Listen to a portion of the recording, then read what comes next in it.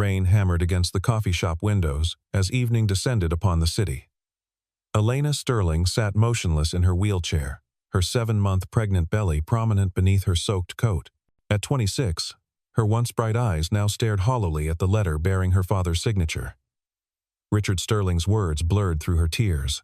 Daniel Carter pushed through the door, his janitor's uniform damp from the downpour. His gaze found her immediately. "Are you okay?" he asked gently, his voice cutting through her despair. Elena Sterling had once been the golden daughter of one of America's most powerful CEOs. Richard Sterling had built his empire from nothing, transforming a small tech startup in his garage into Sterling Group, a billion-dollar corporation that dominated 3 sectors of the technology industry.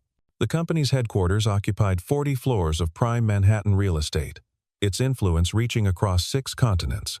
After his wife Margaret died of a sudden heart attack when Elena was 15, Richard buried himself deeper in quarterly reports and board meetings, believing that success and wealth would somehow fill the void her death had carved into their family. Elena understood his grief because she felt it too, the absence of her mother like a phantom limb that ached in quiet moments. She threw herself into her studies at Yale with the same single-minded determination, graduating summa cum laude in business administration with a minor in international finance. Every summer was spent interning at Sterling Group, shadowing executives, learning supply chains, understanding market dynamics, preparing to inherit an empire. She was being groomed from birth to carry on the Sterling legacy. Her face already familiar to board members who saw her as Richard's natural successor. Then came the accident 2 years ago on Interstate 95. It was a rainy November evening, much like this one. A drunk driver in a pickup truck ran a red light at 70 miles per hour, T-boning Elena's Mercedes and crushing it against a concrete barrier. The paramedics used the jaws of life to extract her from the wreckage. 11 hours of surgery saved her life, but the damage to her spinal cord was complete and irreversible.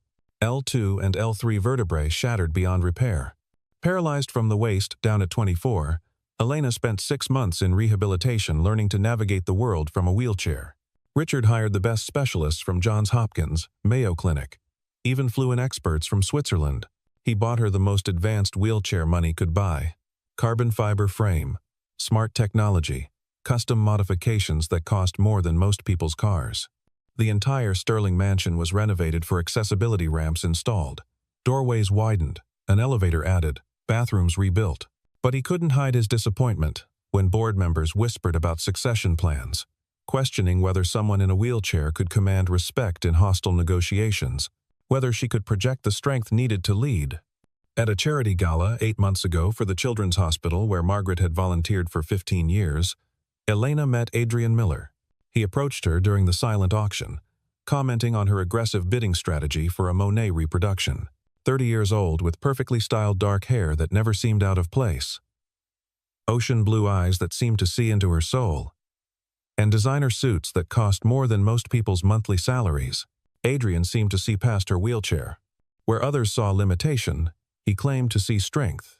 He pursued her relentlessly over the following weeks, sending exotic orchids to her physical therapy sessions every Tuesday and Thursday morning, showing up at the adapted swimming pool where she did her exercises, learning about her favorite authors and surprising her with first edition Hemingways and Fitzgeralds. He attended every Sterling Group public event, always finding reasons to be near her, to offer assistance she didn't need but appreciated anyway. Against her better judgment, and despite her father's initial warnings about Adrian's reputation as a corporate climber, Elena fell deeply and completely in love. When she discovered she was pregnant after weeks of morning sickness she'd attributed to stress, Adrian held her as she cried, promised marriage, painted pictures of their future.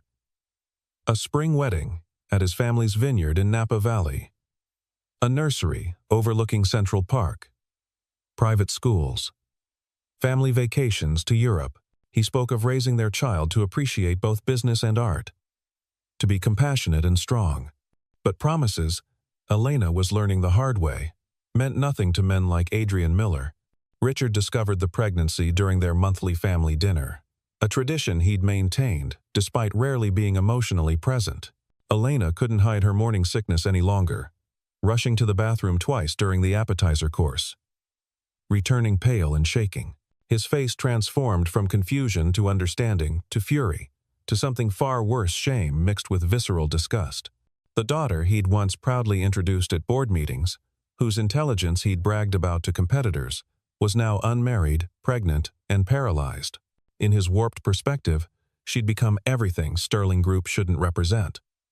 The conversation afterward was brutal. "You're pregnant," he stated, not asked, his voice cold as winter steel. Elena nodded, her hand protectively over her belly. "Adrian and I are getting married. We're in love." Richard's laugh was bitter enough to curdle milk. "Love? You think that opportunist loves anything besides money and status?" His father's company went bankrupt 2 years ago. He's been circling Sterling Group like a vulture, and you were stupid enough to let him in. The real confrontation happened on a Thursday evening, 3 days after the disastrous dinner.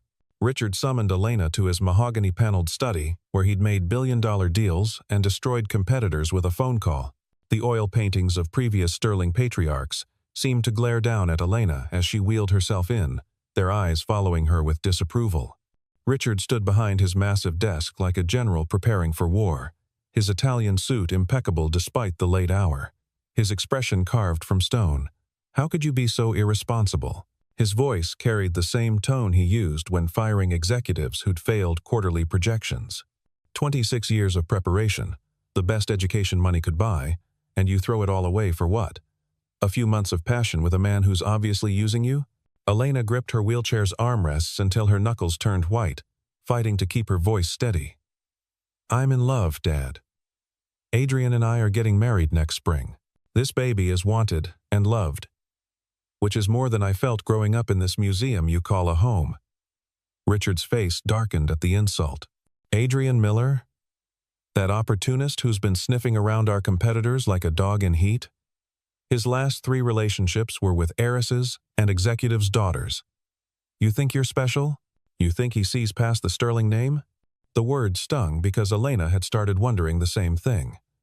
Adrian's calls had grown infrequent over the past month, always claiming work obligations. His visits were shorter, often ending with carefully casual questions about Sterling Group's expansion plans or her father's investment strategies for the Asian markets. He'd forgotten her birthday last week, sending a generic bouquet with a card his secretary had clearly signed. "You don't know him like I do," she insisted, though her voice wavered with growing doubt. "He sees me as more than just my wheelchair or my last name. He makes me feel whole again."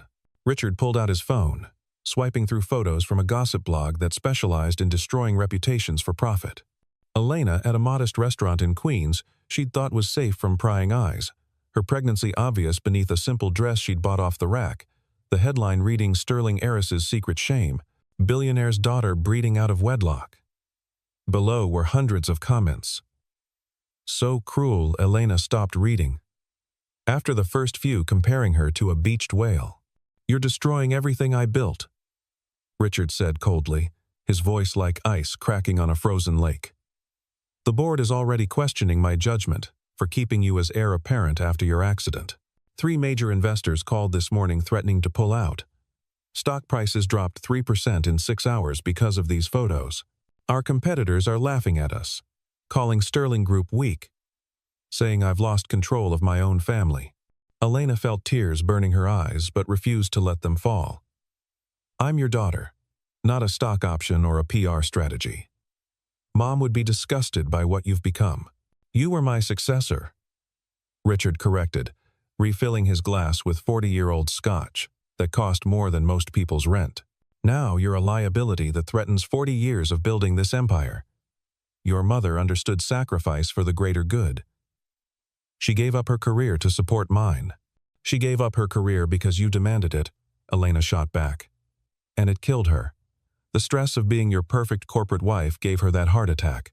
The silence stretched between them like a chasm impossible to bridge. Finally, Richard opened his desk drawer, pulling out documents his team of lawyers had prepared that afternoon. "Sign these. You'll receive a settlement of $500,000, enough to live quietly somewhere far from here.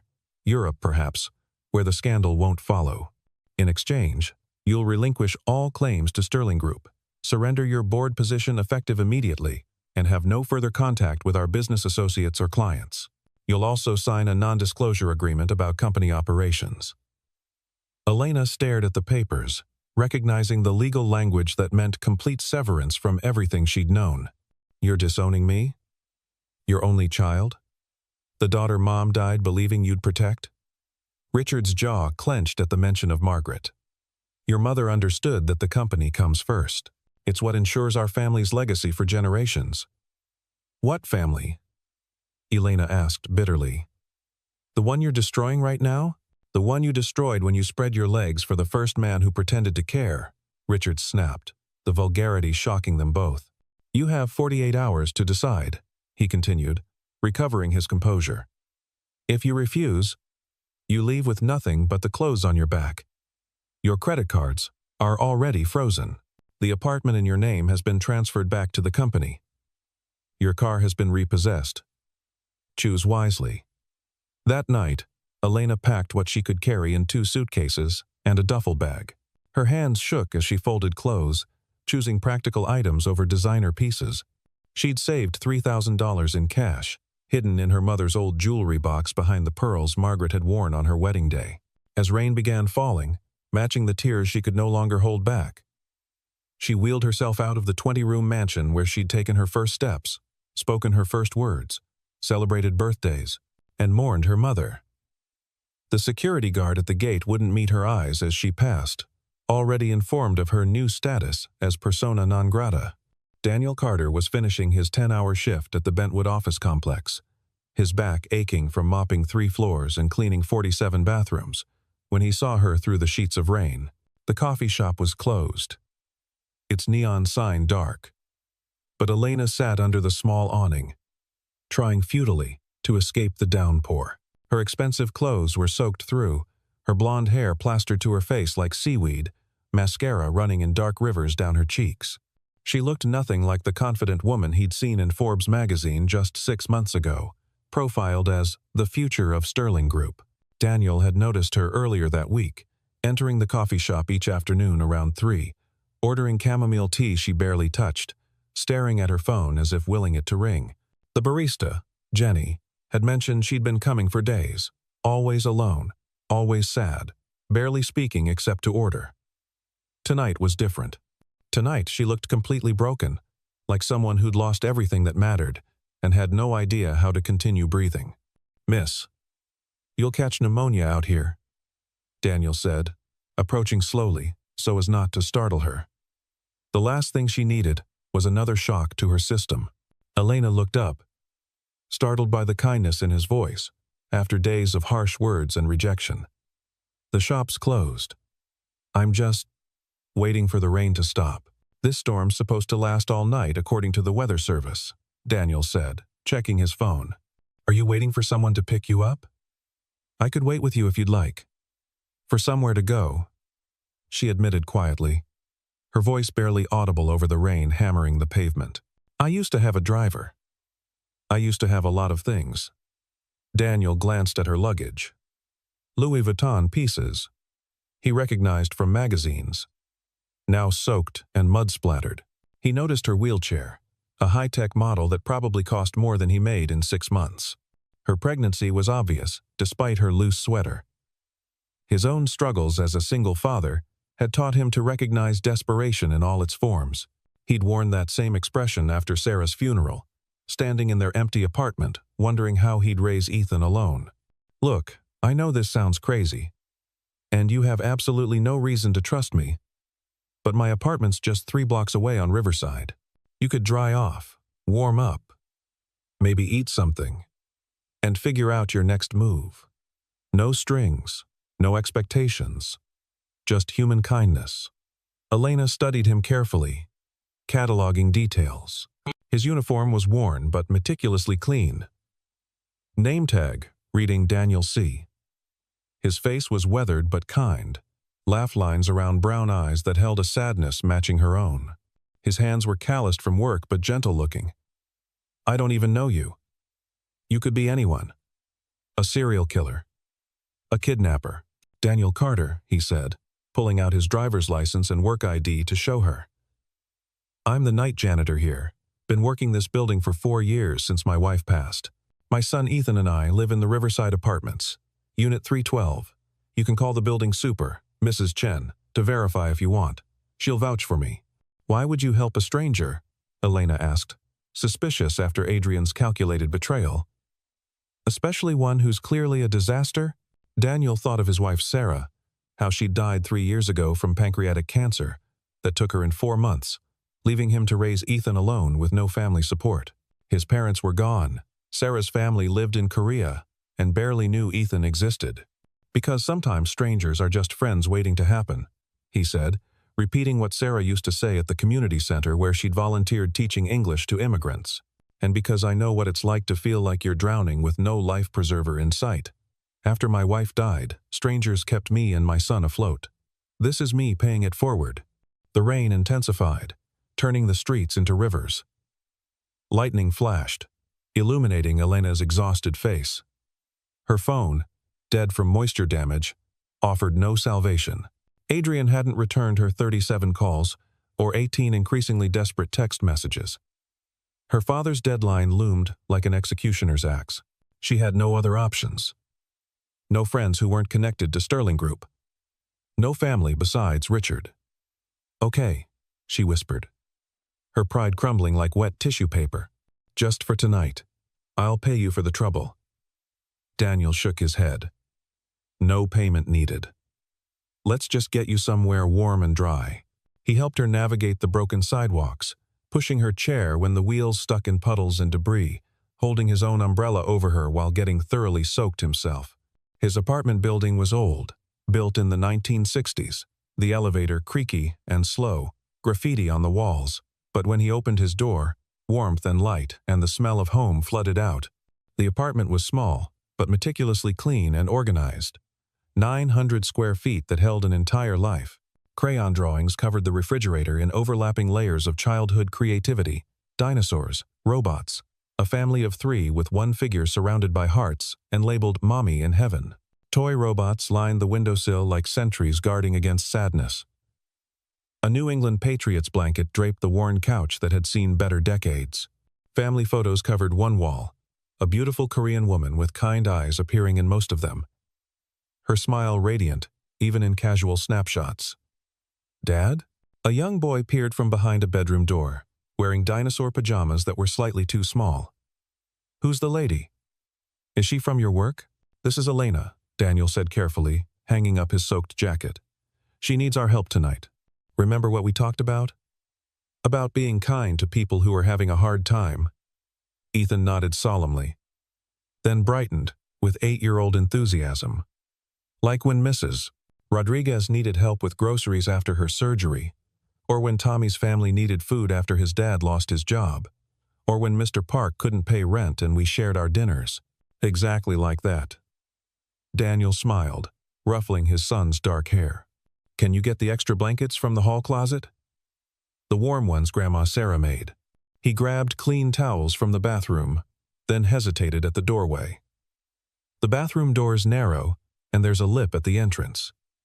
It's not really wheelchair accessible, but I can help, if you're comfortable with that. I helped my mom before she passed, so I know how to be respectful and maintain dignity. Elena felt embarrassed, but grateful for his matter-of-fact approach. "Thank you. I'm usually more independent, but everything's been so hard lately. I feel like I'm falling apart at the seams." "No shame in needing help," Daniel said simply. "We all do sometimes." While Elena dried off in the bathroom with Daniel's respectful assistance, he kept his eyes averted, only helping where she specifically asked Ethan prepared his presentation with the seriousness of a UN ambassador. When she emerged wearing dry clothes, Daniel had found Sarah's old maternity wear he'd kept in storage, for reasons he couldn't explain.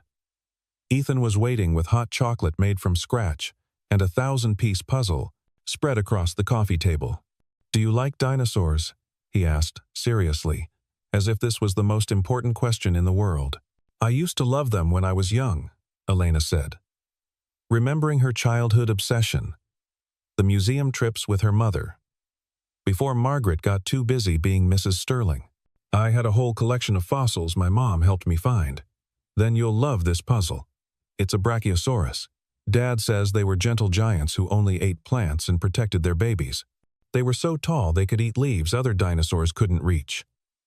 Kind of like how Dad gets stuff from high shelves for Mrs. Rodriguez. As Ethan explained each dinosaur in his extensive collection with the expertise of a tiny paleontologist, complete with pronunciation guides and fun facts, Elena felt something shift inside her chest. This tiny apartment, with its cramped rooms and dated appliances, held more genuine warmth than her father's mansion ever had. Daniel prepared simple grilled cheese sandwiches and tomato soup, apologizing for the modest meal. "We usually have more variety, but I haven't gotten to the grocery store this week. Ethan's been home with a cold and I didn't want to drag him out." "It's perfect," Elena said, meaning it completely. She couldn't remember the last time someone had cooked for her without being paid to do so. "My mom used to make this when I was sick. Before she got too busy. Before the company consumed everything." That night, sleeping on the couch that pulled out into a surprisingly comfortable bed while rain drummed against the windows, Elena made a decision. She wouldn't sign her father's papers. She'd rather have nothing than sell her soul for his money. She'd survived the accident. She'd survived this too.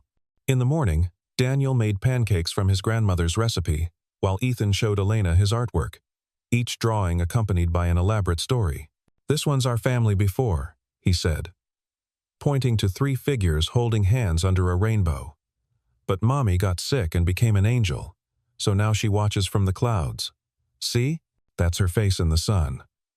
Elena touched the drawing gently, feeling tears threaten. "She's absolutely beautiful. You're very talented, Ethan. Dad says she sends us signs that she's still around." Ethan explained, matter-of-factly. "Like when we see cardinals. Those were her favorite birds. Or, when we find lucky pennies.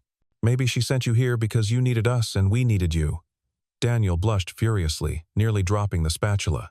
"Ethan, we can't assume Elena has her own life." "It's okay," Elena interrupted, wiping her eyes.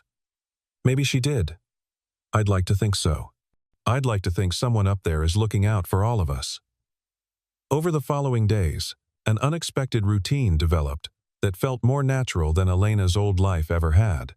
Daniel worked nights from 11 p.m. to 7 a.m., coming home exhausted but always with a smile for his son. Elena watched Ethan after school, wheeling herself to the bus stop to meet him, helping with homework while teaching him card games her grandfather had taught her before he died.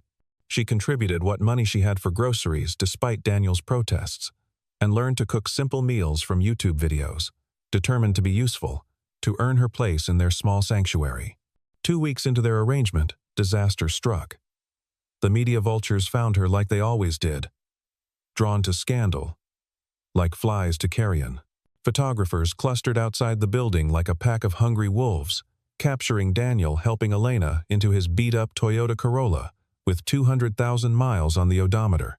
The headlines were vicious and cruel, designed to humiliate. "Sterling heiress shacks up with janitor. From riches to rags. Elena's rebound. Billionaire's daughter. Chooses mop boy over fortune. And worst of all, crippled heiress trades down." The comments online were even worse, dissecting her appearance, her wheelchair, her pregnancy, Daniel's obvious poverty. Someone had even taken photos of Ethan, though Daniel threatened legal action to have them removed. The building's residents whispered when she passed, some sympathetic, others clearly judging. Mrs. Chen, the super, remained kind, but Elena heard her telling another tenant that the attention was bad for the building's reputation. Richard's lawyer arrived that afternoon while Daniel was at work, his Mercedes S-Class looking absurdly out of place parked between a rusted pickup and a Honda with a missing bumper. Elena recognized Harrison Walsh, her father's chief legal counsel for 20 years, a man who'd bounced her on his knee as a child, and now looked at her like something he'd scrape off his Italian leather shoes. "Miss Sterling," he said, his tone making it clear she no longer deserved the family name. Looking around the modest apartment with barely concealed disdain, his gaze lingered on the water stain on the ceiling, the cramped quarters, the obvious poverty. "Your father is concerned about your recent choices." "His concern is touching," Elena said dryly. Considering he threw me out like yesterday's garbage, he's willing to increase the settlement to $1 million, Harrison said, placing a Hermes briefcase on the scarred coffee table. The conditions remain the same, with the addition that you cease this transparent attempt to embarrass him by living with someone so far beneath your station. This janitor you've latched onto, it's unseemly. People are talking. The board is questioning your father's judgment, even more now. Elena felt rage building like a tsunami. Daniel Carter is worth 10 of my father and 100 of you. Is he worth your child's future? Harrison asked pointedly, adjusting his gold cufflinks that cost more than Daniel made in a month. Think about what you're doing, Miss Sterling. No private schools, no Harvard legacy admission, no trust fund, no opportunities, no connections. Your child will grow up in poverty, all because of your pride. Is that really what your mother would want? For her grandchild to suffer because you're too stubborn to see reason. The mention of her mother was a calculated cruelty. After he left, Elena sobbed until she could barely breathe, her chest heaving with the weight of her failures. When Daniel returned home at 7:30, exhausted from covering an extra shift, he found her packing with shaking hands. "I'm destroying your life," she said, unable to meet his eyes. The photographers, the lawyers, the neighbors whispering and pointing. Other kids are bullying Ethan at school because of me. They're calling him names, saying his dad is sleeping with a cripple for money. Daniel knelt beside her wheelchair, gently taking her trembling hands in his calloused ones. "You know what Ethan told me yesterday? He said you're the best thing that happened to us since his mom died. And he's absolutely right." "But I'm a burden," Elena protested, tears streaming down her face. "I can't even contribute properly. I can't work. I'm pregnant with another man's child.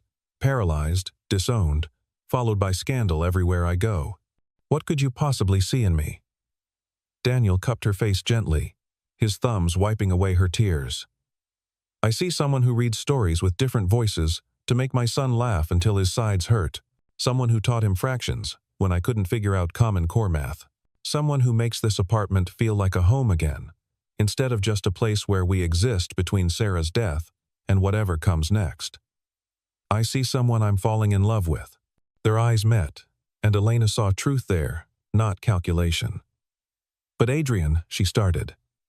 "Adrian's a fool and a criminal," Daniel said firmly. "Any man who could walk away from you doesn't deserve to breathe the same air as you." That evening, needing closure, Elena called Adrian one last time. He answered on the 15th ring, clearly drunk, music pounding in the background. "Elena, for Christ's sake, stop calling. It's over. It was over the moment your daddy cut you off." "I'm pregnant with your child," she said steadily. "You can't just walk away from that responsibility." "So you claim," Adrian replied coldly, the music suddenly muting. "Look, it was fun while it lasted, but let's be realistic here. Your father cut you off completely. You're paralyzed, probably forever. What kind of future could we possibly have? I've got a reputation to maintain, a career to build. Being saddled with a crippled baby mama isn't part of my 5-year plan." The cruelty of his words cut deep but also freed her. "You said you loved me. You said my wheelchair didn't matter." Adrian laughed, ugly and mean. "I loved the Sterling name and the doors it opened.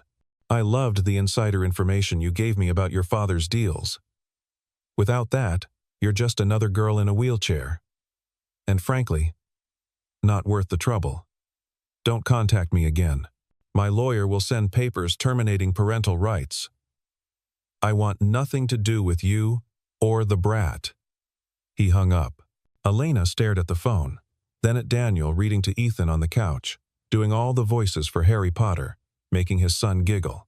Real love, she realized with crystal clarity, looked nothing like Adrian's promises and everything like this: patience, kindness, dinosaur puzzles, bedtime stories, and choosing to stay when leaving would be easier.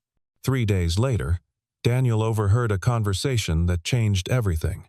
He was cleaning the executive floor of Meridian Industries, Sterling Group's biggest competitor, when Adrian's voice drifted from a conference room. The door was slightly ajar, and Daniel could see Adrian with several executives through the gap, all of them drinking expensive whiskey and laughing. The old fool never suspected anything, Adrian boasted, loosening his tie. His precious daughter was so desperate for attention after that accident. She told me everything.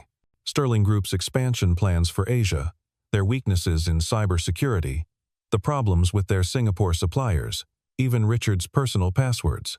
I had access to his home computer through her laptop. She gave me everything on a silver platter. Daniel pulled out his phone, carefully recording everything. His military training from 6 years in the Army, helping him remain invisible. Adrian detailed how he'd targeted Elena, specifically on orders from Marcus Vance, Meridian's CEO. Vance identified her as the weak link after the accident. Vulnerable. Desperate for validation. Isolated from her father. It was like taking candy from a baby. A paralyzed baby, he added, making the others laugh. The pregnancy was unfortunate timing, Adrian continued, pouring another drink. But it actually worked in our favor. Richard's so disgusted with his crippled daughter having a bastard child, he's barely functioning. Sterling Group stock is down 12% this month alone. We'll initiate the hostile takeover next quarter when they're at their weakest. Another executive asked, "What about the girl? Could she expose us?" Adrian waved dismissively. "She's broke. Living with some janitor in a slum. About to pop out a kid. Who'd believe her? Besides, I've got enough fabricated evidence to make her look like a bitter ex trying to get revenge. We're untouchable." Daniel's hands shook with rage. Elena had been systematically destroyed by calculated cruelty. He wanted to burst in and beat Adrian senseless. But revenge required patience and evidence. When he returned home, he found Elena teaching Ethan to paint with watercolors, her smile genuine despite everything she'd endured. He couldn't tell her yet, not without proof that would stand up in court. But he'd make this right if it killed him. Over the following week, Daniel became a detective. He traded shifts with coworkers to access different floors at different times, photographed documents left carelessly on printers, dug through trash for discarded papers, and even retrieved Adrian's discarded hard drive from the electronics recycling bin. Elena noticed his exhaustion. "You're working too hard," she said one evening, massaging his shoulders while Ethan did homework. "Let me help somehow. I feel useless just sitting here." "You are helping," Daniel said, watching her braid Ethan's hair for picture day with infinite patience. "More than you could possibly know. You've given us hope again." The breakthrough came from an unexpected source. Ethan had accompanied Daniel to work on a Saturday when the babysitter canceled, playing quietly while Daniel cleaned. The boy found papers that had fallen behind a filing cabinet, internal Meridian emails discussing Operation Sterling teardown with detailed timelines, payment structures, and Adrian's role. "Dad, is this important?" Ethan asked, holding up the crumpled papers. Daniel read them, his heart racing.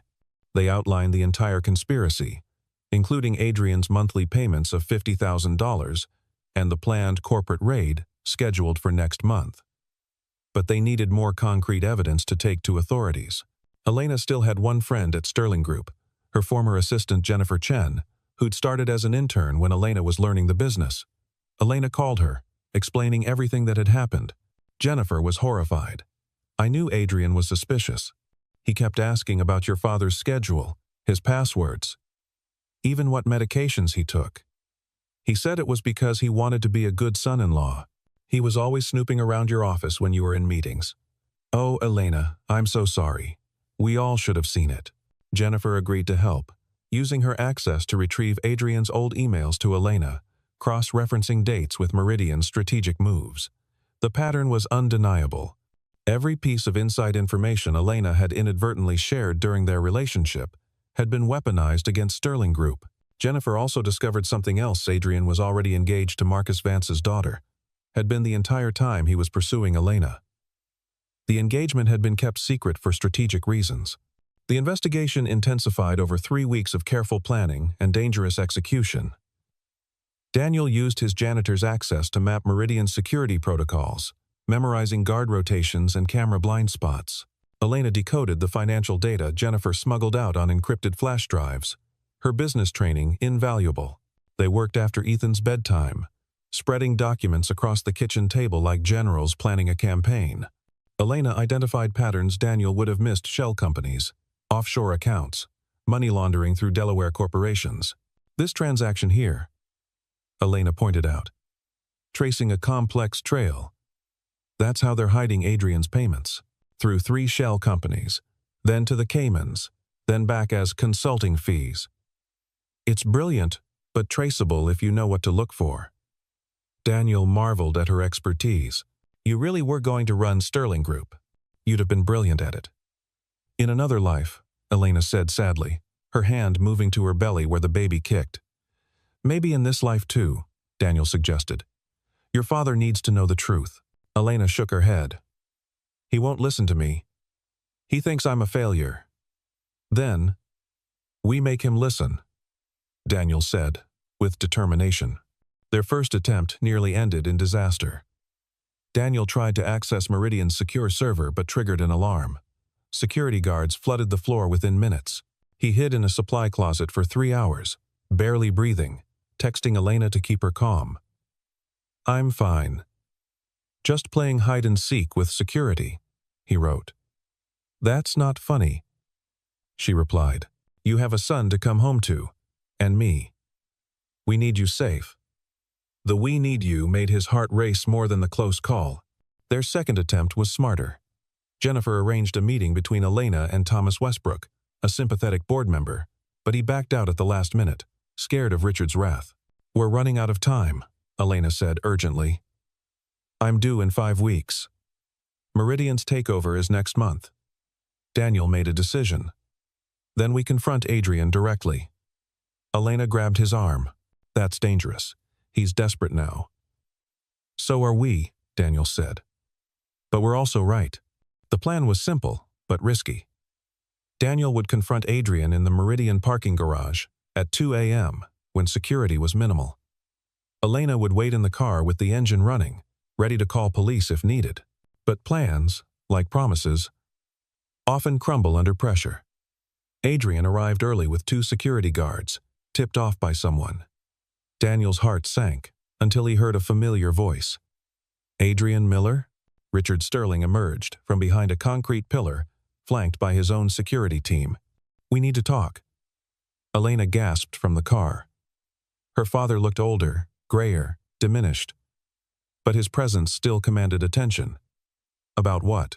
Adrian asked nervously, his hand moving toward his jacket. About how you seduced my daughter for corporate espionage, Richard said coldly. Daniel stepped forward, holding up the evidence. Mr. Sterling, I have proof of everything. What followed was chaos. Adrian tried to run, but security blocked him. Cornered, he pulled a gun from his jacket. You don't understand, he shouted, waving it wildly. Marcus Vance owns judges, politicians, half the police force. If I don't deliver Sterling Group, I'm dead. Daniel moved instinctively between the gun and the car where Elena waited. Put it down, Adrian. This won't solve anything. You destroyed my daughter for money. Richard's voice broke with rage and grief. Adrian laughed bitterly. She was an assignment. The pregnancy complicated things. Makes her damaged goods now, doesn't it, Richard? The cruelty sparked something primal in Daniel. He started forward, but Elena's voice stopped everyone. She'd gotten out of the car, wheeling herself into view with remarkable calm. Adrian, look at me. Her voice was steady, commanding. You think you broke me? You think being paralyzed makes me weak? I survived an accident that should have killed me. I'm carrying a child despite everything. I found real love with a man who sees my worth beyond my name or my legs. You didn't break me. You freed me from a shallow life of lies. Adrian's hand shook. Shut up. The FBI is already investigating Meridian. Elena revealed what Jennifer had discovered. Marcus Vance was arrested this morning for insider trading and racketeering. You're alone. The sirens were audible now. Adrian looked around wildly, then dropped the gun and ran. Security tackled him before he reached the exit. As police led him away, he screamed about conspiracies, but the evidence was overwhelming. Richard approached Elena slowly. How long have you known? 3 weeks, Elena said. We've been gathering evidence to save your company. Richard looked at Daniel. You did this for her? We did it together. Daniel corrected. Your daughter's brilliant, Mr. Sterling. You just stopped seeing it when she stopped walking. Richard's shoulders sagged. Elena, I was so wrong. Can you forgive me? Elena felt tears coming. I don't know, Dad. You abandoned me when I needed you most. I know, Richard said. I was scared. When your mother died, I promised to protect you. Instead, I became the threat she would have fought. The conversation was interrupted by Elena, gasping in pain. The stress, she managed. The baby's coming now. The hospital room was controlled chaos. Elena was only 35 weeks pregnant, the baby arriving 5 weeks early from stress. Daniel held her hand while she crushed his fingers during contractions. Richard paced the hallway, forbidden from entering by Elena but unable to leave. Ethan stayed with Mrs. Rodriguez, drawing pictures and praying. You're doing amazing. Daniel whispered between contractions. I'm scared, Elena admitted. What if something's wrong? What if I can't be a good mother from a wheelchair? You're already a wonderful mother to Ethan, Daniel reminded her. This baby is lucky to have you. The delivery was complicated by Elena's paralysis, requiring careful monitoring. For 7 hours, she labored with Daniel, never leaving her side. Finally, at 2:43 a.m., a healthy baby boy entered the world. He's perfect, the doctor announced. Small at 5 pounds, but strong. Elena sobbed as they placed him on her chest. Hello, little one. I'm your mama. Daniel touched the baby's tiny hand. He has your eyes. And your determination, Elena said. You saved us both. You saved yourself, Daniel corrected. I just reminded you how strong you are. Richard knocked tentatively. May I? Elena nodded, exhausted. Her father entered slowly, tears flowing at the sight of his grandson. He's beautiful. What's his name? Elena looked at Daniel, who nodded. Thomas Daniel Sterling, she said. After both his grandfathers. Richard's composure cracked completely. My father would have been honored. The baby grasped Richard's finger with surprising strength. I'll do better, Richard promised. For all of you. Over the following days, the hospital room became a gathering place. Jennifer brought balloons. Mrs. Rodriguez brought tamales. Ethan brought his dinosaur collection. He needs to know about T-Rex first. Ethan explained seriously. The media attention shifted from scandal to redemption. Adrian's arrest exposed Meridian's corruption, saving Sterling Group. But in the hospital room, none of that mattered. What mattered was Elena learning to breastfeed, Ethan singing lullabies, and a new family taking shape. 2 months after Thomas's birth. Spring arrived in full bloom. The small backyard of Daniel's apartment building had been transformed through Richard's financing and Daniel's labor, not charity, but a grandfather wanting safe spaces for his grandsons. A ramp led to raised garden beds where Elena grew vegetables with Ethan's help. The tomatoes are huge, Ethan announced, Thomas babbling agreement from his bouncer. Elena laughed, soil on her hands, feeling more accomplished than any deal ever made her feel. Daniel was building a sandbox, his shirt off in the warm sun. Elena watched him work, still amazed this man had chosen them. Stop staring at my dad, Ethan teased. That's because I love him, Elena said simply. Ethan considered this. Does that mean you'll be my mom now? Only if you want me to be, Elena said. I already asked Thomas, Ethan said seriously. We voted. Daniel dropped his hammer, kneeling beside Elena's chair. Ethan's been practicing something, he said, pulling out a small velvet box. Will you marry us? Ethan asked excitedly. Dad says you have to marry all of us. Elena looked at the simple ring. Perfect, because it came with love, not lies. Yes, she said, crying and laughing. Yes, to all of you. Richard arrived for Sunday dinner, carrying legal documents making Elena full partner in Sterling Group. When you're ready, he said. The company needs your vision. I have a new vision now, Elena said, watching Thomas reach for Ethan. It includes boardrooms and sandboxes. The best visions do, Richard agreed. As the sun set, they gathered around the picnic table Daniel had built. Elena looked at each face her father, learning to be present. Daniel, her unexpected salvation. Ethan, her bonus son. Thomas, her miracle. Her legs might never work again, but her heart had never been fuller. "You know what I realized?" Elena said, holding Daniel's hand. "I spent so long mourning what I lost, but losing all that led me here." Daniel squeezed her hand. "Where you belong. Where we all belong," Ethan corrected. The documentary crew captured the moment not for scandal, but because sometimes real life writes the best endings. Elena looked at the camera. Family isn't about blood or money or ability. Family is about choosing each other. Again and again. Especially when it's hard. Daniel chose me when I had nothing. Ethan chose to share his dad. Thomas chose to arrive perfect. And Dad chose to change. That's our story. The camera pulled back, capturing the scene. A paralyzed woman surrounded by love. Building the life she never expected but deserved. Children played, men laughed, and hope bloomed like Elena's tomatoes, unexpected, resilient, and absolutely thriving.